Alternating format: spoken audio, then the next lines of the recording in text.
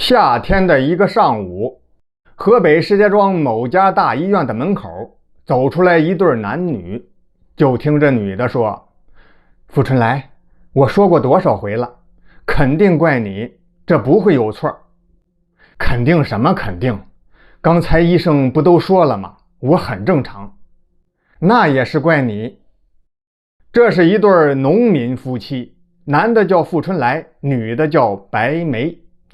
两个人30多岁了，还没有孩子，到处检查和治疗都7、8年了，一点效果也没有。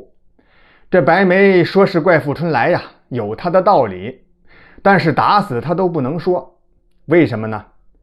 原来呀，白梅在跟付春来结婚之前谈过一个男朋友，曾经为那个人打过2次胎，所以跟丈夫不能怀孕，她就断定是付春来有问题。这次检查之后，付春来在家住了10多天，便又到北京工地上干活去了。过了一段时间，白梅的肚子依旧是没有动静。一转眼快过年了，付春来回家过年。到家当天晚上，白梅就说：“春来，你明天到俺娘家去一趟，帮俺弟盖个饭棚子。”付春来说行，满口答应了下来。第二天，付春来骑着自行车到10里外的岳父家帮小舅子盖饭棚。付春来瓦工手艺很好，干活又快又漂亮，只用了1天半的时间就完活了。第二天午饭也没吃，就骑车往自己家走。半路上下起了鹅毛大雪，很快自行车都骑不动了，他就推着自行车继续赶路。就在距离他们村不远的时候，忽然就听到路边有婴儿的哭声。付春来扔下自行车，顺着声音找过去一看，白雪覆盖下，一个小小的棉被包着一个婴儿。付春来十分惊喜，抱着孩子就回了家。一开始白梅不同意，但是付春来坚持说：“小梅，以前什么事都是你说了算，以后也可以任何事情都依着你，但今天你就听我这一次。咱们没孩子，既然捡到了，这就是缘分，咱就领养了他吧。你瞧这孩子多可爱呀！”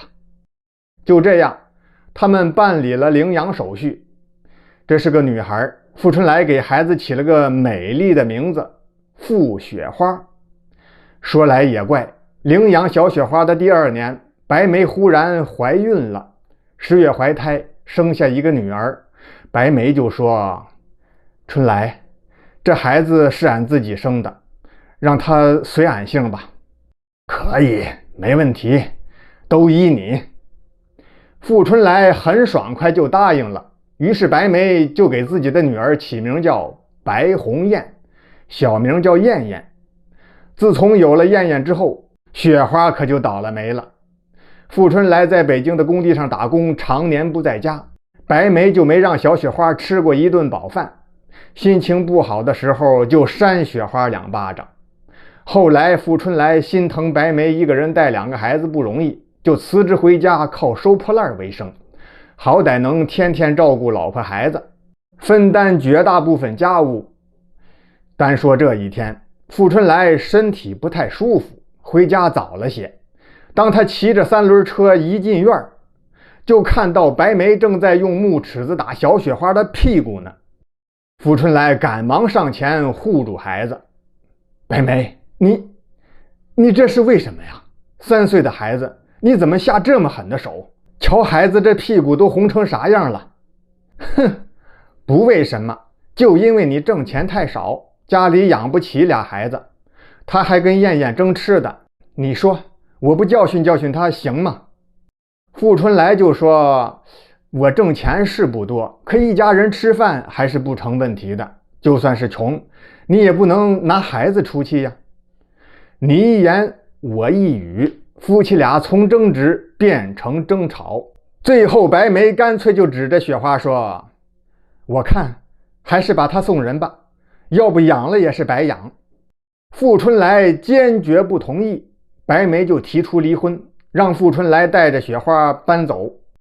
就这样，他们离婚了。富春来带着雪花在外面租了2间破屋，继续以收破烂为生，按月付给白梅和燕燕生活费。1年之后，白梅嫁人了，带着女儿燕燕嫁给了一个外地的大老板。富春来这才又带着雪花搬回了自己的家。光阴似箭，日月如梭，一晃20多年过去了。傅雪花长大成人，研究生毕业之后，在北京有了一份很好的工作，将养父富春来接到身边一起生活，爷俩过得很是温馨快乐。忽然有一天，20年没有联系的白梅找上门来，说她当年嫁给那个老板之后，给人家生了个儿子，儿子3岁的时候，那老板跟她离了婚，给了点钱就把她和燕燕娘俩轰了出去。后来她又嫁过2次，不是被对方打，就是被对方骂，都以失败告终。现在女儿燕燕长大了，但是不务正业，整天胡混。她现在是一身的病，燕燕也不管她，这才厚着脸皮找上门来，希望富春来给她点钱看病。富春来想了想，就打算把自己的积蓄给白梅一些，被女儿雪花给拦住了。爸，您辛辛苦苦大半辈子攒那点钱不容易，留着自己花吧，还是我带着妈妈去医院好好检查检查，有啥病看啥病不就行了。白梅听了之后，坚持要拿钱回老家去看病，说在北京不习惯。最后没办法，傅雪花就给了他2万块钱，让他带着走了。傅春来和傅雪花这对善良的父女哪里知道，白梅根本就没有病，她是骗钱回去给燕燕。因为燕燕早早的步入社会，不幸染上了毒瘾，把钱交给燕燕之后，白梅骑电车回自己的住处，半路上就出了车祸，不幸去世。